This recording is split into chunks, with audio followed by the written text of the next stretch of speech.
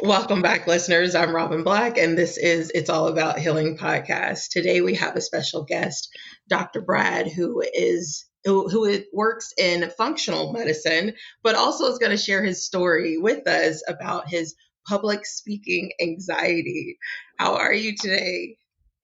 I'm doing really well. I got some rest last night.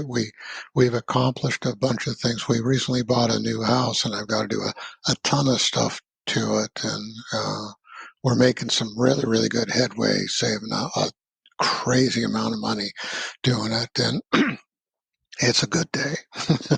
It's Yeah. just a good day. And I love your voice. You kind of have like this Sam Elliott vibe. I don't know who that is. You don't know Sam No, Elliott? no. I told you I'm a different person. There's not been a TV in a home I've lived in for 45 years. Uh-huh. Yeah. So as far as media goes, I'm checked out. Oh, okay. That's understandable. So tell myself and the listeners a little bit about yourself. um, uh, well, okay. When I got out of high school in 3 years, started working construction, and Lord got a hold of me about the time I turned 20. It changed my life, told me to get out of construction, go back to school. I hate school. I mean, Yeah. I hate school. Uh, this one story, it's how to overcome things. It's pretty funny. I got tagged in the hallways of my high school by Uh-huh. the dean of student affairs. Her name was Dee Silva, and people just joked about her. She was an ex-army wax sergeant, and Mhm. she waddled more like a penguin when she walked. People laughed, Uh-huh. said she was as tall as she was around in girth. Mhm.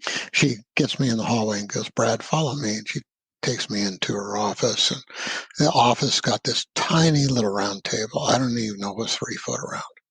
And a little desk off in the corner, and this chair and another chair. She tells me to sit down. There's a pile of notes in the center. And I just for a joke, I wrote all my own notes in school. I did a bunch of things there that were just for a joke. And anyway, she's trying to catch me for cutting school. And I don't know anybody that cut school more than I did. Mhm. And she's trying to get me to confess this. If I don't confess, she's going to call my mom. So I don't care. Go ahead. So she reaches her phone. She calls my mom up, and she pulls a note out of the pile for like a week absence, and she goes, "Hi, this is Dee Silva from Del Valle High School. I just perchance happen to have your son Brad in the office here, and I wonder if you could tell me if he was sick on such and such a date." My mom goes, "Oh yeah, he has strep throat." She goes on and on and on. It's like she's reading the note, and this lady's jaw just drops down, Uh-huh. and she's going, "Uh-huh, huh, uh-huh, Mhm. uh-huh, okay." It just reaches and clicks the phone. She's so puzzled. She doesn't understand what just happened because she knows I'm cutting school. This is for like a week's absence. She just doesn't know there's good notes and bad notes and whatever in there. And she's just looking off like this. I mean, she's just checked out. And I go, "Is that all?" And she Mhm. doesn't answer. I wait about a minute. And I go, "Can I go now?" And she doesn't answer. And I just got her from the chair and walked out, and just said, Wow. you would not believe how much I despised school. It was a Mhm. waste. When I learned that the whole point of high school was to keep people out of the workforce, I was done. I was Mhm. done before that, but that was it. So to go back to school was absolutely just totally crazy. And he led me into doing functional medicine, which is what we do now, and we help people from the absolute worst chronic illness nightmares that have been to the best specialists all over the world. We right now are working with last year we worked with I think 5 people that were in one of the top medical institutions in the world. Long-term care weren't getting any better, and we got all those people healthy again. Right now I'm working uh, with somebody on the other side of the world who's been to the best clinics in the world Mm-hmm. seeking care and not gotten any help. And inside of a week, we've pretty much changed her life, and they're getting along. So that's primarily my vocation. My passion is the kingdom of God, and I've been all over the world sharing that with pretty much anybody. So there's just it's been an interesting life. Yeah. And so, what exactly does functional medicine consist of? um, I came into functional medicine when it was pretty young. It's a lot different now than what it used to be. Functional medicine was started by a bunch of clinical nutrition chiropractors who needed continuing education in doing these very unique clinical nutrition things. And Mm-hmm. they found this biologist with a PhD with the name Dr. Jeffrey Bland. They called him out into the Midwest to do some continuing education. Dr. Bland says, they taught me way more than I taught them. But Mm-hmm. I had the degree so I could sign their papers. And that was the beginning of functional medicine, where these people are looking at functional ways to do things in unique ways that no other profession had access to. Okay. And functional diagnostics using other means than what everybody does. The medical community looked at that, and they started integrative medicine. It's a spin-off of that. And then they infiltrated functional medicine, and they brought their ideas into an ideology. And now people are using lab tests and the same dysfunctional type of diagnostic means to try and figure things out, which can't work. Mm-hmm. They can't tell you what you need to know. Like, most people don't know. As a for instance, the lab test for Lyme disease, they used to be the Lyme labs, best Lyme labs in the world, would publish that their results were 0 to 20% accurate if you took the samples when the first 1 to 2 weeks of infection. Now the best Lyme lab in the world just has on their website, our tests are not a diagnosis. Mm-hmm. And people don't realize that most of the lab tests that people are getting, trying to get these ideas, have less than 10% accuracy. Okay. Food intolerance testing, 2 to 3% accurate. That's all. And Mm-hmm. you can spend 2,500, $3,000 on food intolerance testing with a 2 to 3% accuracy. And the Mm-hmm. reason why it's so inaccurate is there's so many ways that things interact. They don't know what all those ways are, and they only have defined 2 to 3% of those tests. So they try and test those with 0 to 20% accuracy.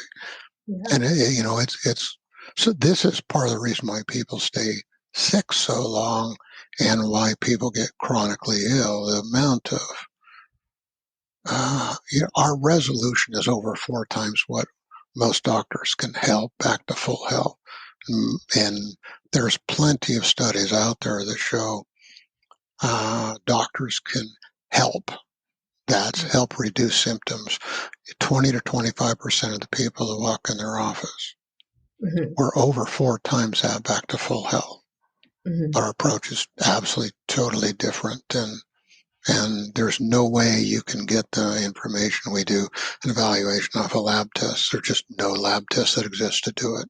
So we've created our own testing system and all that that's completely functional, where you can define what's going on per somebody metabolically, infective issues, parasitic issues, food intolerance issues. You can define all that with 95+% accuracy Mm-hmm. every time, and you can use that accuracy to test what resolves it with 95+% accuracy. So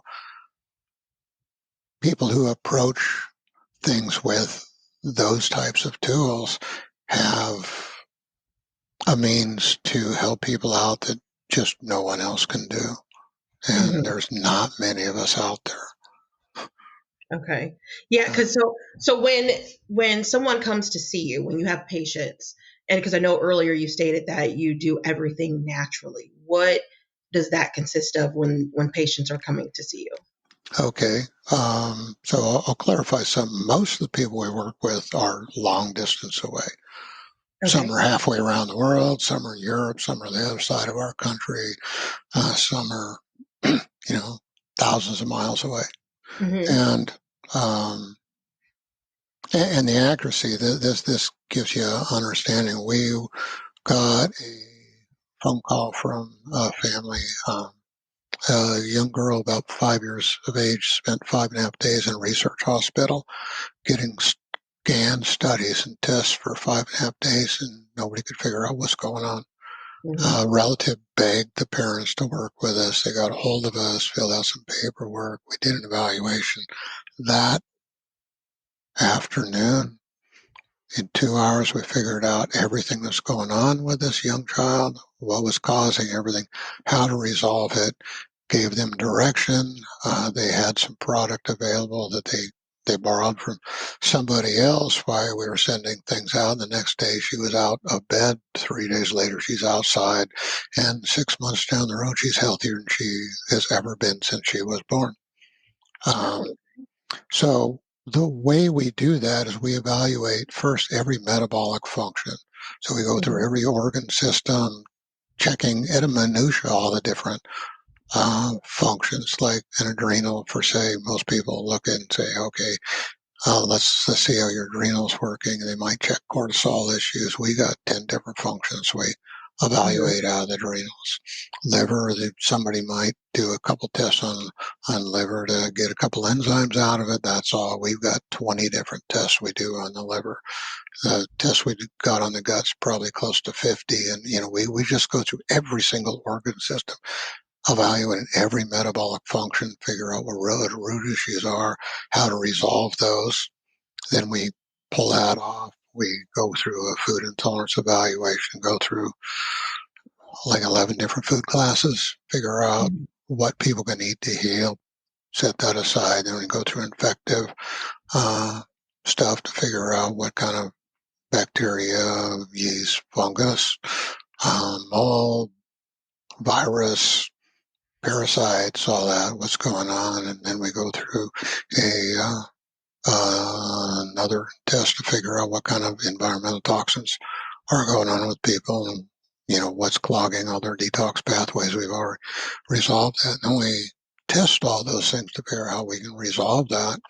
And by the Mm-hmm. time we're done, most people that go to doctor to try and find something like that, they're going to have at least a month worth of testing, come back in 4 to 6 weeks. We'll try and figure something out. In a couple hours, we have all that information, and we know what's going on, what's causing what kind of infective issues are, what somebody needs to be able to eat to be able to heal, what they need to drink to be able to heal, and they're on the road running.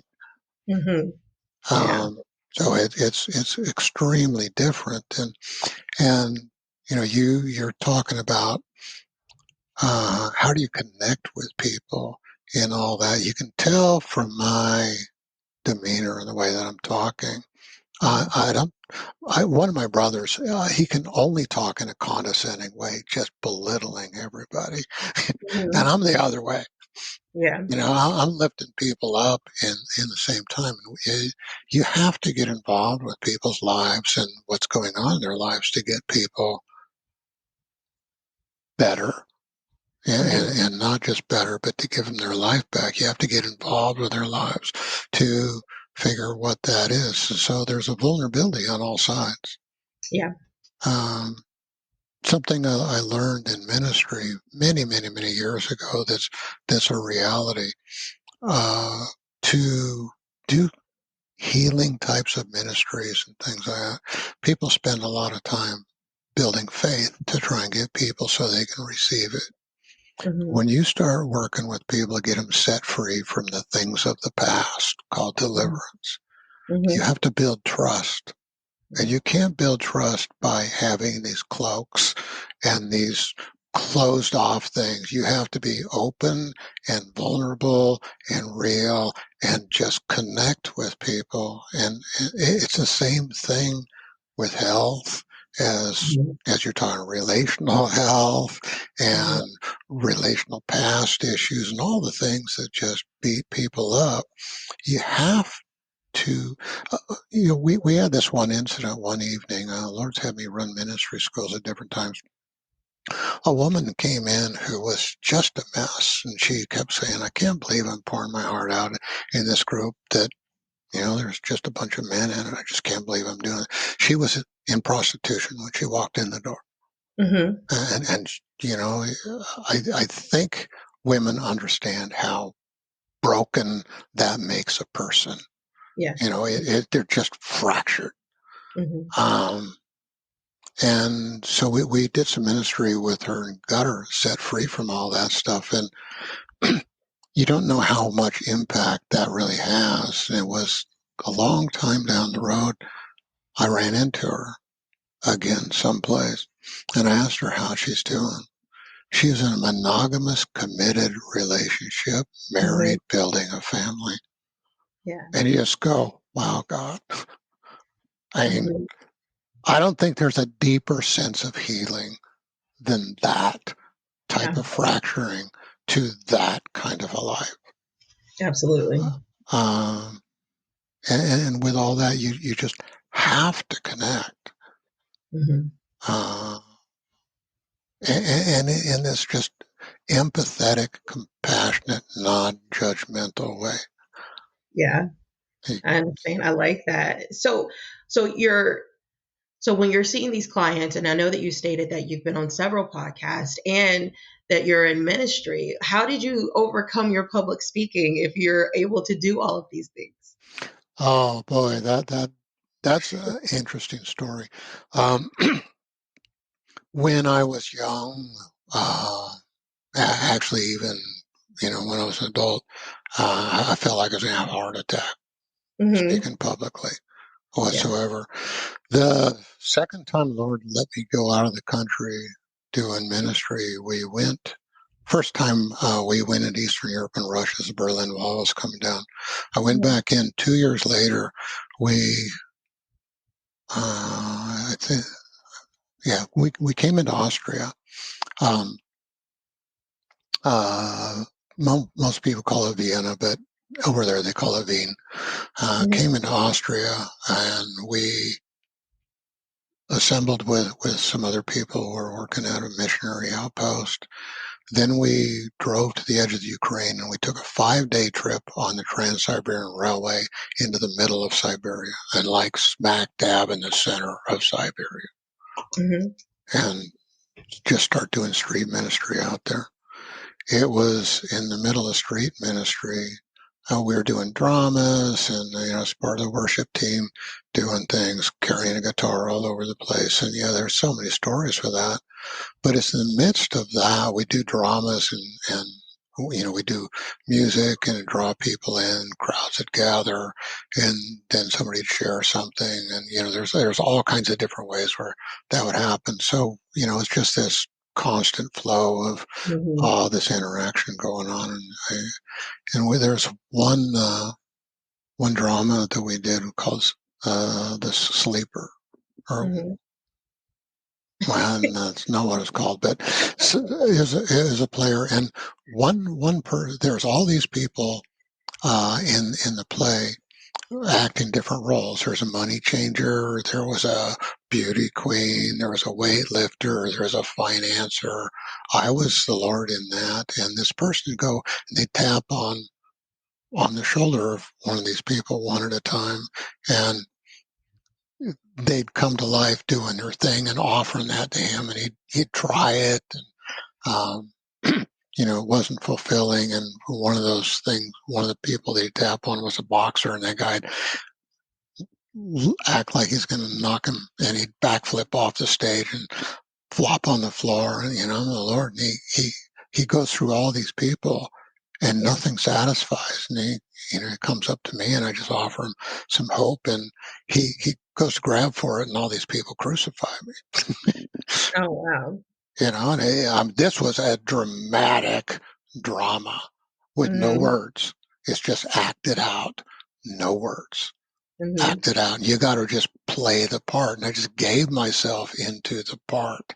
And when they crucify me, people in the audience, their eyes are huge. Then come back to life and offer this guy what he was seeking for. And some of the players, they would do the same thing that you offered the audience. And it was in that drama the Lord lifted this thing, this fear of being in front of people and interacting. And it's amazing because people play all kinds of games, and when they're speaking publicly, they look over heads and they do all that. I don't do any of that. I look people right in the eyes. Yeah. And I'm connecting with people, and there could be thousands of people out there, and I'm connecting one-on-one to people as I'm interacting and doing stuff. I got like 30 years of prison ministry under my belt, and the amount of we do that with all this connective interaction, getting down at people's level and sharing life from wherever they're at. Yeah, I like And that.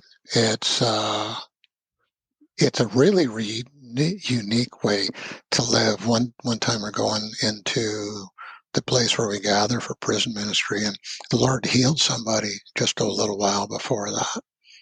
Somebody had been a Southern Pentecostal, came in there, and they're heavily handed, pushing people over. And, you don't do that in a prison. The alarms go off, guards are running, all kinds of stuff like that. So I come in like 3 weeks after that, and I'm down interacting with people. I go, what would you do if God offered something, and I'm going back and forth with people. This got one guy in the front. He finally goes, "You asking me?" I go, "Yeah, what would you do?" He said, "I'd take it." Oh, here you are, Lord, you set me up again. And he loves to do that because, there's no pretense. There's no preparation for anything. It's just completely spontaneous. This guy had injured his shoulder the day before in the gym, and he couldn't lift his arm. This is all he could do with his arm.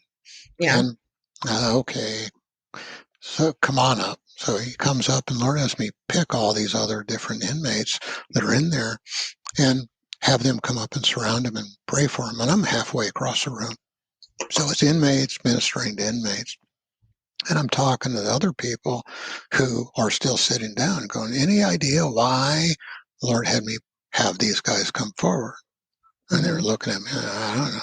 Because every one of those people that are up there, they have a devotional life. They're filling their own cup with their own time with the Lord. So the Lord can use them because they're used to that.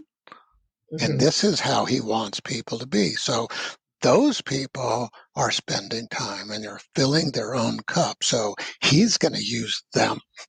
And I'm talking to the rest of the inmates, and from halfway around the room, I just turn to this guy, lift up a hand, and say a real simple prayer.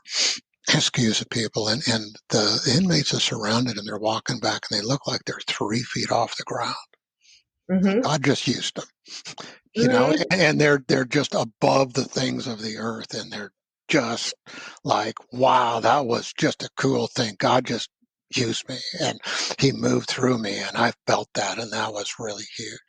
So they're all going back, and the guy, he plops down the seat that's closer to where I am, and I go, so how you doing? He goes, I don't know. He goes, hey guys, look at this. You guys know what happened to me yesterday, and I walked in and I'm like this, and check this out, guys. And it's all on the monitors, and this lady's in the room right next to me. She's the guard that's closest, and you got 2 other places where you have the crew on monitors, and since something's going on, they just had this alarm like 2 or 3 weeks before for the Southern Pentecostal guy coming in there.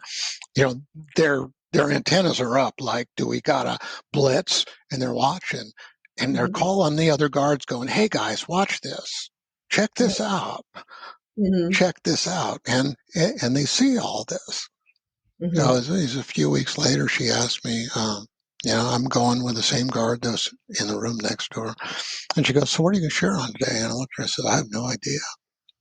She goes, what? I have no clue. Yeah. What do you mean? I said, the Lord does not allow me to bring a prepared message here. Hasn't for at least a decade. It's a rare time when anything. She goes, are you kidding? I go, yeah, I know. To be that vulnerable in front of a bunch of prisoners sounds pretty scary, doesn't it? That's how God meets me. I'm completely 100% dependent on him. If he doesn't show up, I might as well not even shown up either. Right. I know he's going to show up. So we dialogue, and whatever they bring up, that's what we share on. Hmm. And Lord just meets us in the middle of it, and it's just so full of life. It's just uh, a huge thing. Yeah.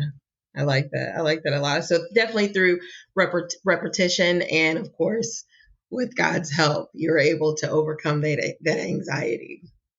Yeah, it's amazing. People have looked at me and go, "Wow, you're so peaceful." Hmm. I go, well, the only people I know that are peaceful are the people who've been through absolute hell, Yes. and he meets them in the middle of it.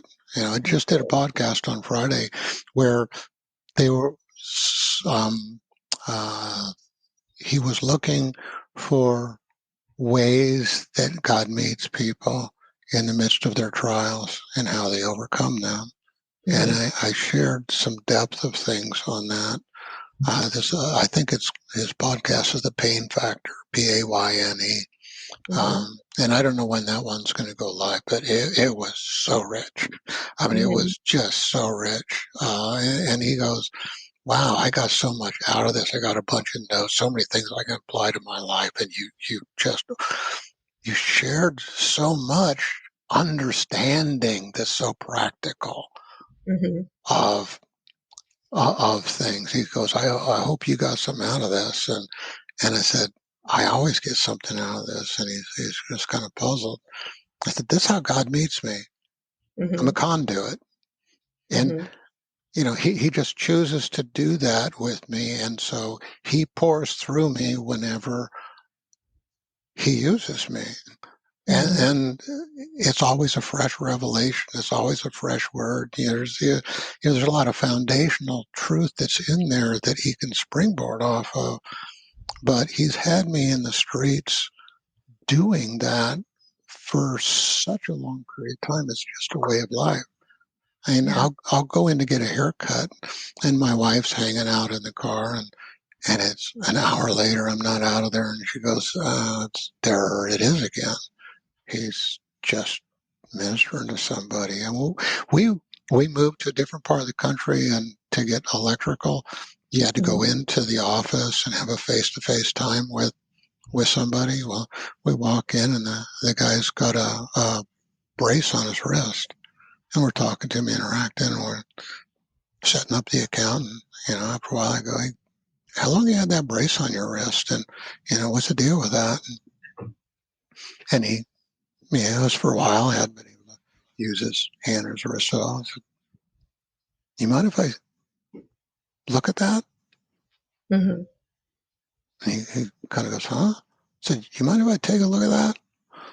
You take your brace off and hand me your wrist. Hand me your hand across your desk. Start playing with it. The Lord heals Hmm. it. Yeah. And it's a unique way to live. Nothing dramatic. Nothing strange. It's just we're talking like this, Hmm. and Lord just playing with his wrist, and Lord heals it. Yeah. I just go, wow, that's cool. Hmm. And he does that in parking lots and other stores. You tell people who you are. There's no commercial with it at all. It's just it's just God. Yeah. I like that. I like that a lot. So you're a healer. I'm not. He just chooses me to use that way. Chooses Hmm. to use me that way, and um, whatever I do is not me. It's him, and Hmm. uh, it's an interesting thing. You look at healing biblically, and there's huge healing ministries. Jesus was the biggest as far as that goes. But you look at the impact of the healing ministry for people that come to know him. It's Hmm. it's it's it's a small, minute fraction of the Hmm. people that are healed. Most, he had 10 lepers, and only one came back to say thanks. Hmm. And he's got all these stories about that. He does those things to prove that he exists, and he still commands nature, and he loves people, and he cares for them a huge amount. Um, but it's not fruitful in the way people would think it would be. Mm-hmm. It enriches people's lives. It gives people their life back, and we, I think there's 3 hands that he healed people out here in a short period of time like that. And, it just allows people to go back and function their life. But what impact that had as far as the kingdom of God goes, I don't know.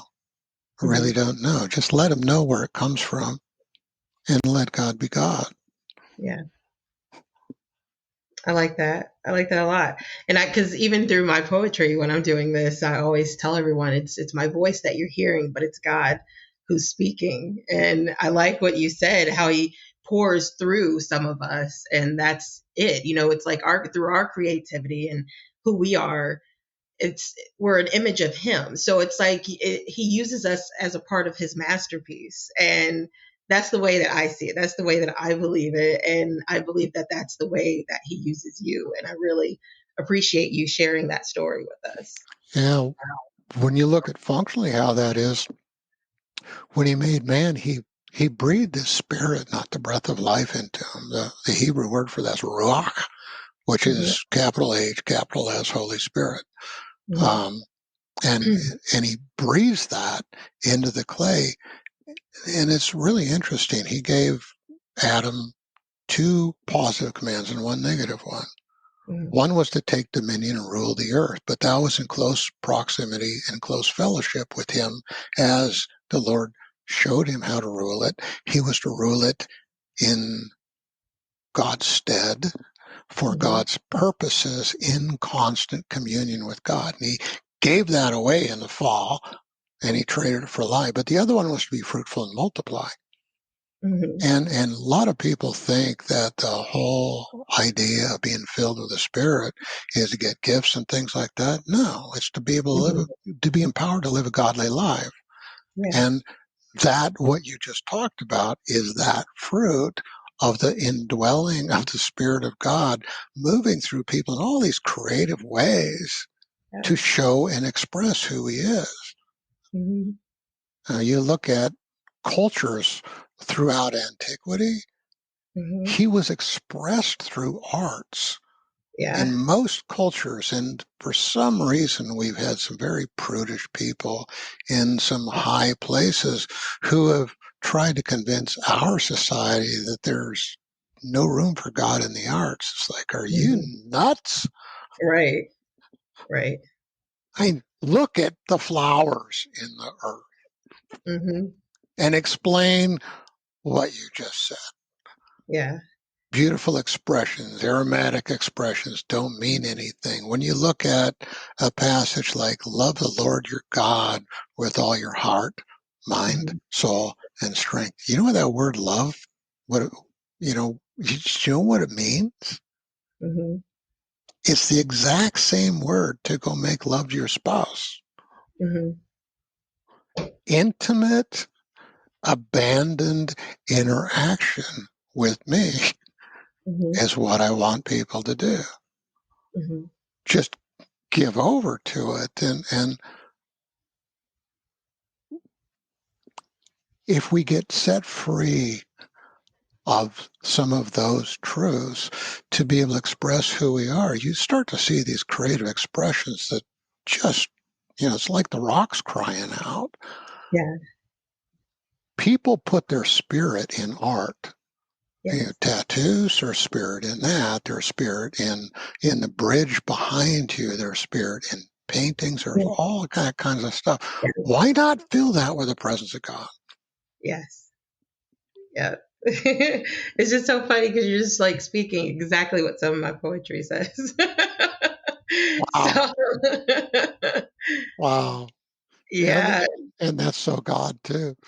yeah, exactly. Because one of them was called Industrial Genius. It's all a part of God's masterpiece. And I kind of bridged together, the Great Wall of China and the Eiffel Tower, the Statue of Liberty, and how it's all connected and how we're all connected through Mother Earth as well. So it's just like kind of that confirmation that I'm getting from you, from the things that you're saying. So I think that is really awesome. Yeah, which you just said something that's really profound. A lot of people don't really realize. Mhm. But a word from the Lord, and he'll use other people to give us those things, should be confirmation of something we already know. It shouldn't be something new that we have to strive after.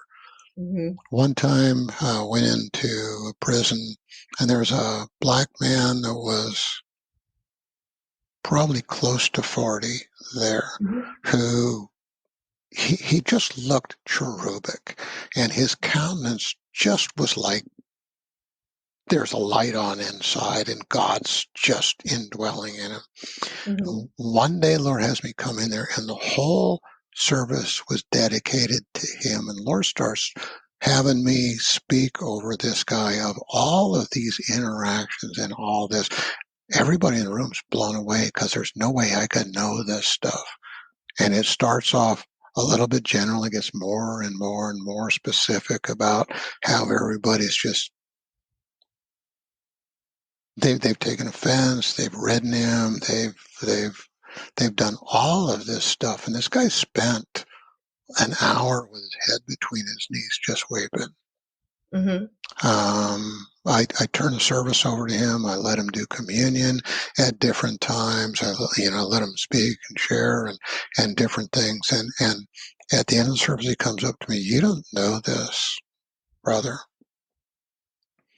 This guy had a countenance of a king, the son of a king, who's Mhm. about to take his throne.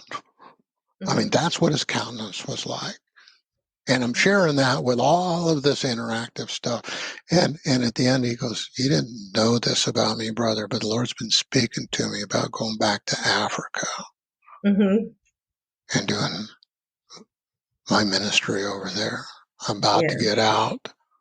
And he's been speaking to me hard. And the confirmation that you just gave me Yeah. through all of these words has just been so overwhelming. That's what's just had me weeping the whole Mhm. time. I mean, and that's God. That's really Yeah. God. But that's how words should be. Confirm Mhm. something that he's always really speaking. And it might give more clarity and some more definition, more empowering, but it should be confirmation. It shouldn't be something like, oh, I never thought of that before. Right. Maybe I should, maybe I should go strive after that, and then you just miss it. Yeah. Never thought of that before. Yeah. Yeah, And then what I also like is what was it? I believe it was Jeremiah 30 verse 2. It says, "All everything that I've spoken to you, put it in a book." And that's exactly what I did. I ended up writing my book, and then you, before this podcast started, you told me that you had a book, correct? yeah. So, and I just what? So, tell us a little bit more about that book. I'll show it to you. This is part of my life. This book is called "Exposing Lyme and Chronic Illness." Hmm. It's a uniquely written book. It talks functionally about how all the metabolic functions of the body break down in chronic illness. The Hmm. original title was "Breaking the Chronic Nightmare of Lyme Disease." Amazon canceled my book Hmm. and would not allow it to be promoted or anything, no matter what I did. Hmm. So I got a hold of a self-publishing company and had them work with me to republish it. Supposed to do it with a new book cover and new title, and Amazon canceled it again. What? Um, and I forget what that title was, but they canceled it again. And so I Hmm. just shelved it and I let it sit there, and Lord came up with this cover, and what's behind the cover is, you see from the darkness a door opening and light coming through. Hmm. That's like revelation. It's a discovery of some hidden truths that are life giving. Yes. I came up with this concept, and I found somebody in Upwork that the first cover that I put together for my book, I think that book was Lyme Disease Awareness Month is May, and Hmm. I had it completely edited and ready for publication by May 10th. And the goal was to get it published in May, and the people that were doing the formatting and the cover, they took close to 4 months Mm-hmm. to do it, and we missed that entire window. And the second time uh, it was faster than that, but all of the council, they didn't pick up that the way the title was done, even though other books are out there. Amazon is changing their policies, and you can't do things that way because they won't allow you to promote it. So Mm-hmm. retitled it, put on a new cover, and now they allow somewhat of a function on there, but it's still from a skew that they don't really like to promote. And I have like it's a 300-page book, a little over 300 pages. There's 180 different some odd sites on there. I could have had close to twice that. I just got tired of writing them. Yeah. But it's highly referenced in a whole bunch of things. People don't write that way. People don't Mm-hmm. write in a functional standpoint. I've been Yeah. uh, I've been studying physiology, how things work Mm-hmm. in everything for my whole life. Yeah. And so whatever I go about and do, I can explain things in a tremendous detail Mm-hmm. because I understand how it works. Like my son, when he was getting ready to take his college entrance exam, all my kids were homeschooled and they graduated from high school at 17 with an AA because they took their last 2 years in college. And he's about ready to get into college. He's waffling in his algebra and find out about that. I ask him a question and the Lord tells me to go home early on a Wednesday.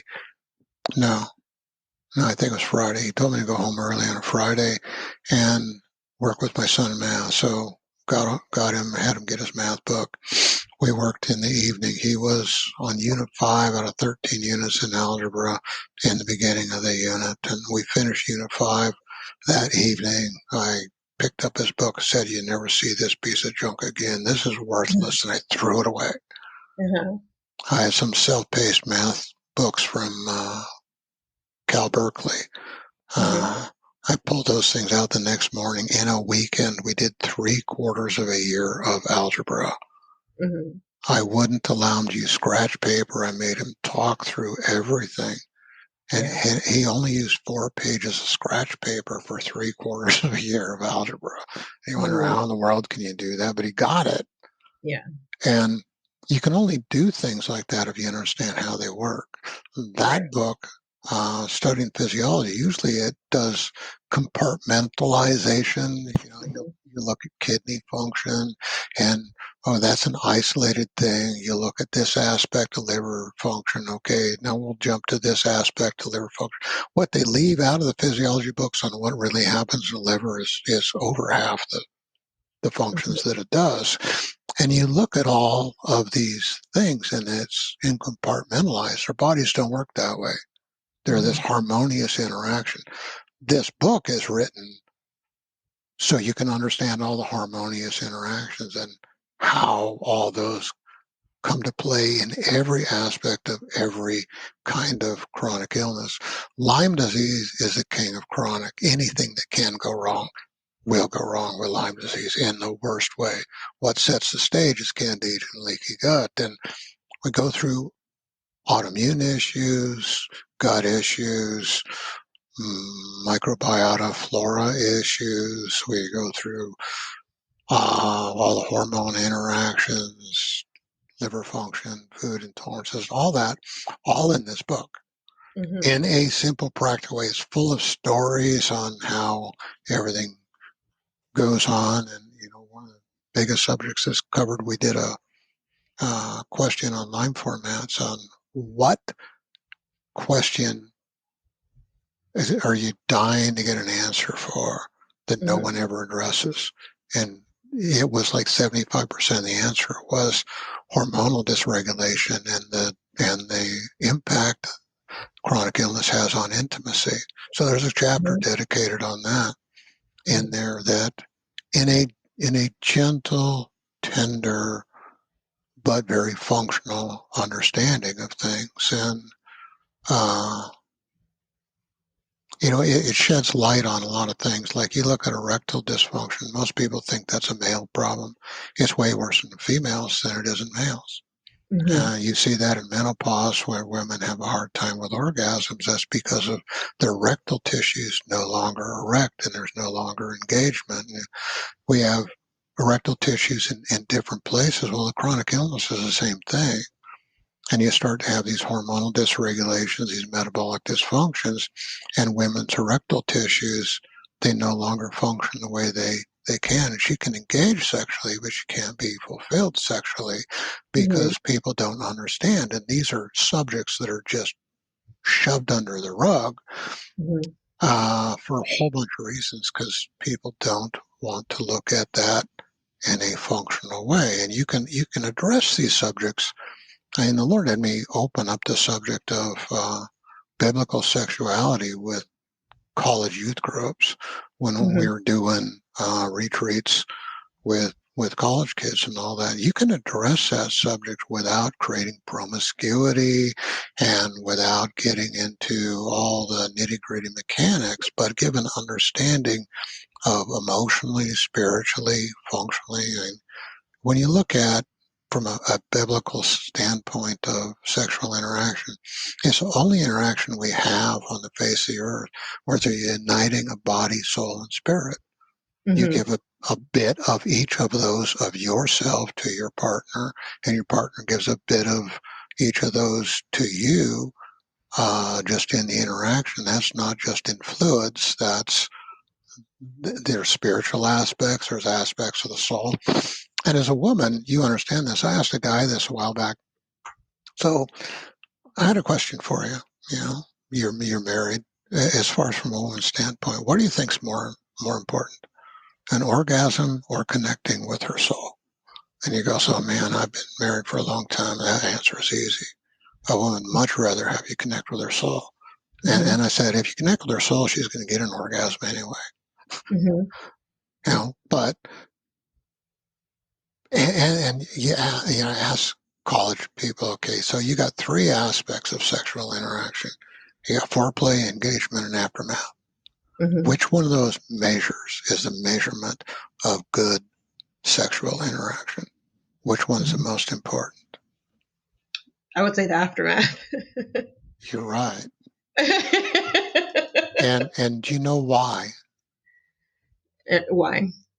It's really simple.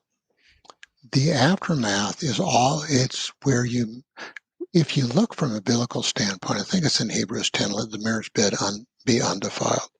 That means that a man ministers to his wife, a wife ministers to her husband as a ministry unto the Lord, where he Mm-hmm. meets you in your bedroom, the presence of God descends, and you get the fulfillment that you need in life. It's the aftermath where you affirm that this isn't just an act. I'm just trying to go through an experience. That's where you go, I'm committed to you. I affirm you. I cherish you. I value you. All of the things that we need to restore our souls Mm-hmm. is what's ministered in the aftermath. Yeah. And that's what sets the stage for the next foreplay. Mm-hmm. There's not a lot of men that understand that. Women do. And they're Yeah. crying out for their men to get it. Mm-hmm. And, it's a sad thing that we don't have schools of relational dynamics out Mm-hmm. there so that people get it. When my oldest daughter was getting married, I was talking to one of my brothers, and I brought that subject up, and I've done several weddings, and that's a discussion that we always have. It's an imperative thing where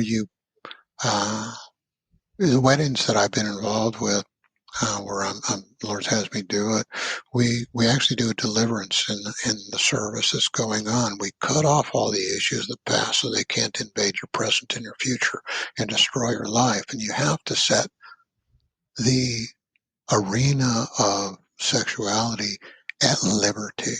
You have to remove guilt. You have to remove shame. Um,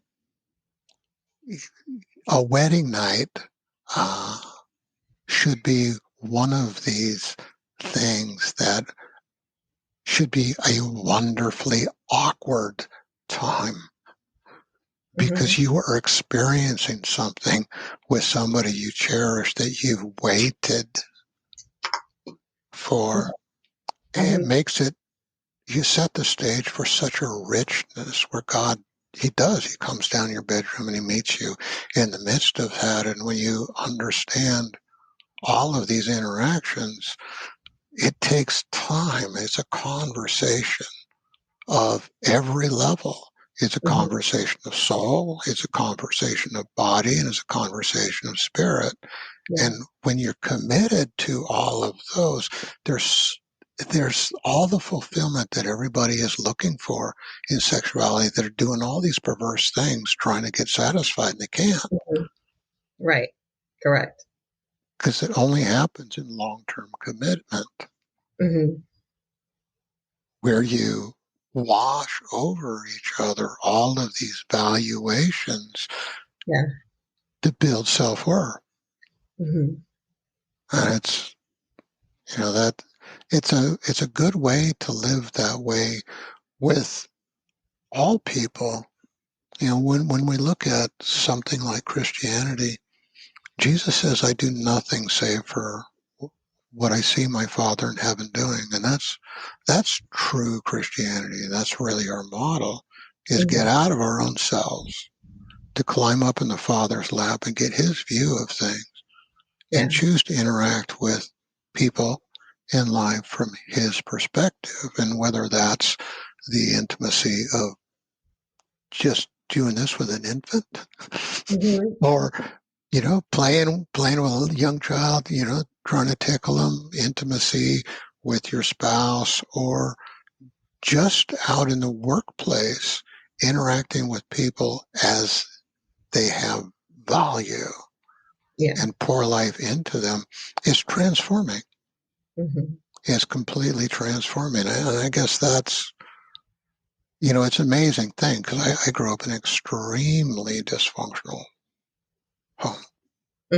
Is so bad when in prison, 30 years of prison ministry, people start complaining about their upbringing and get tired of that. And I'd speak for 30 to 60 seconds about mine.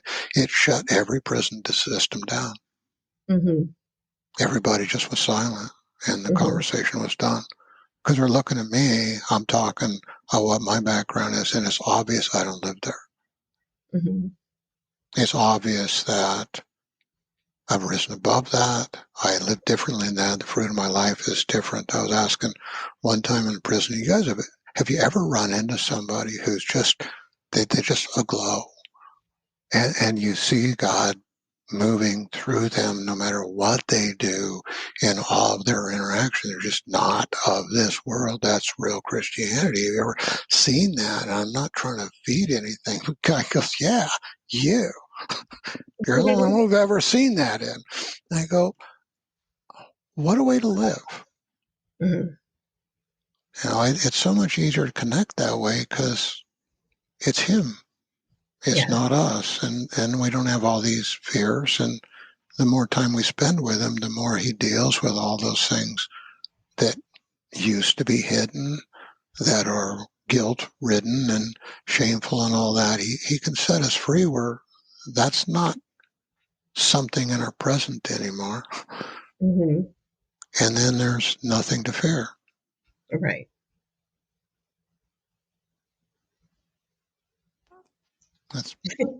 That's a lot of subjects put together, isn't it?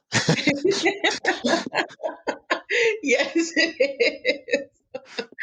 But thank you. I mean, this has been a very informative podcast. So I greatly appreciate that. And then if for any of the listeners who would like to get a hold of you, how do they do that? Easiest way is our website. It's healthfullyu.com, and it's the letter U. So HEALTHFULLYU, letter U.com. That's the easiest way to get a hold of us. Somebody's struggling with health issues, there's access to get a hold of us there. If they want that book, the book's on that website too. And,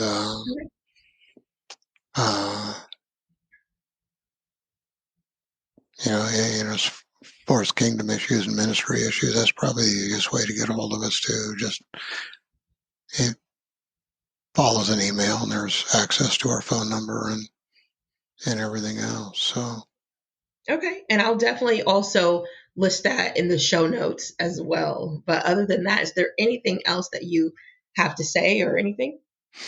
um, it's an interesting life, I think, as you can tell from listening to this stuff. But if anybody has really been struggling with health issues, and as I said, we in close to 40 years of doing functional medicine, I reflected on this a little while ago. Every time we have worked with somebody who's been in some of the most prestigious clinics and institutions in the world, Mm-hmm.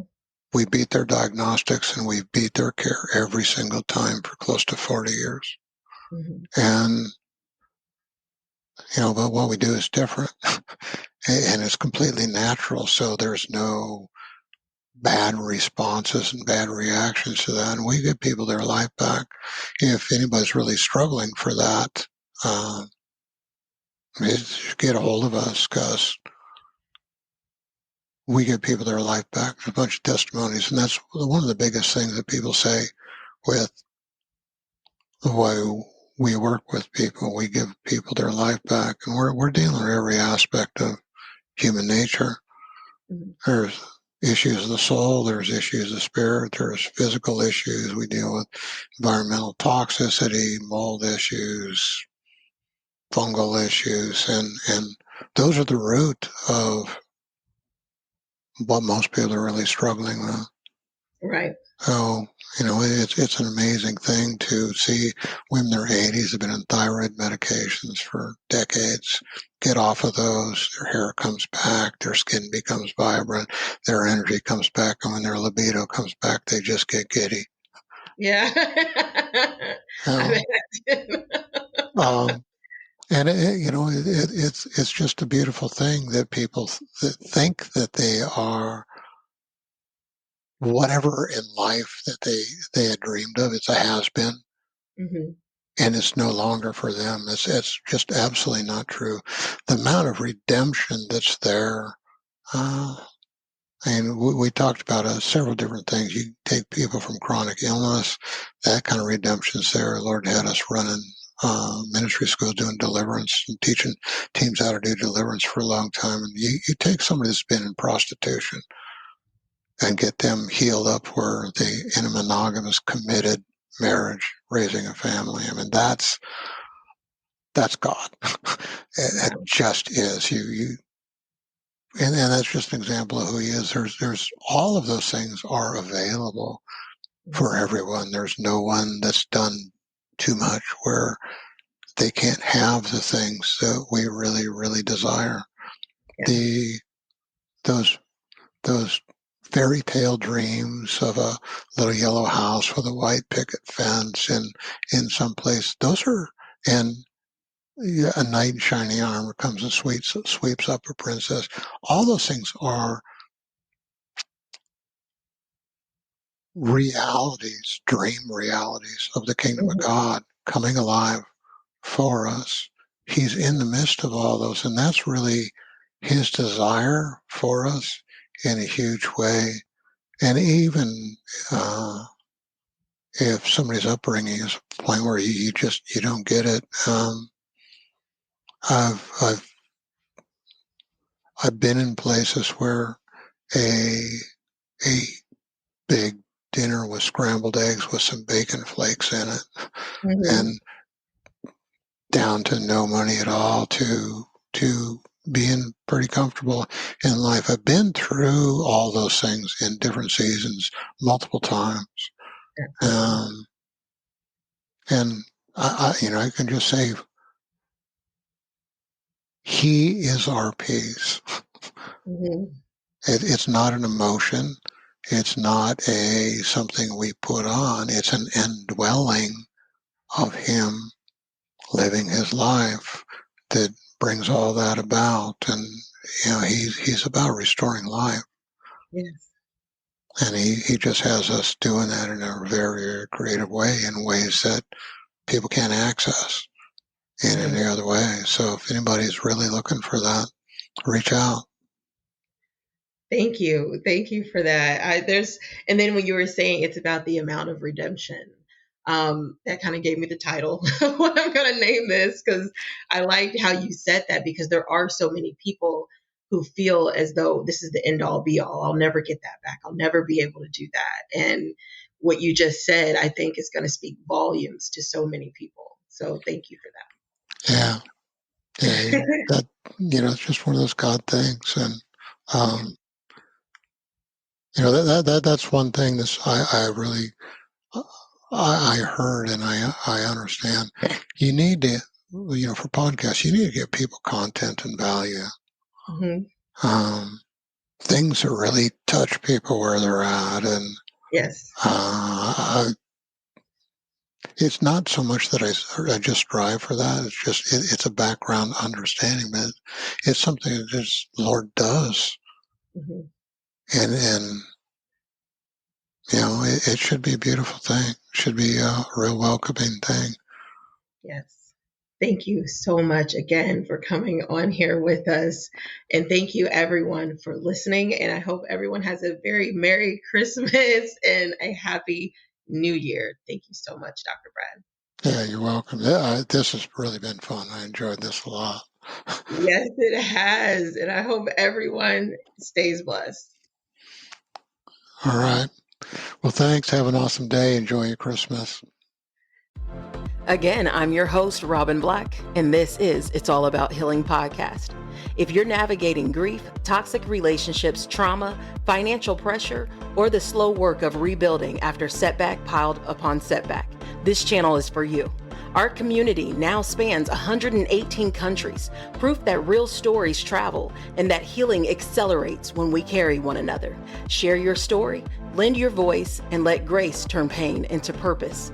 Book your podcast in the link below and share your story. Be sure to like and subscribe, and don't forget to hit that notification bell. Wherever you are in the world, good morning, good evening, and good night. Stay blessed.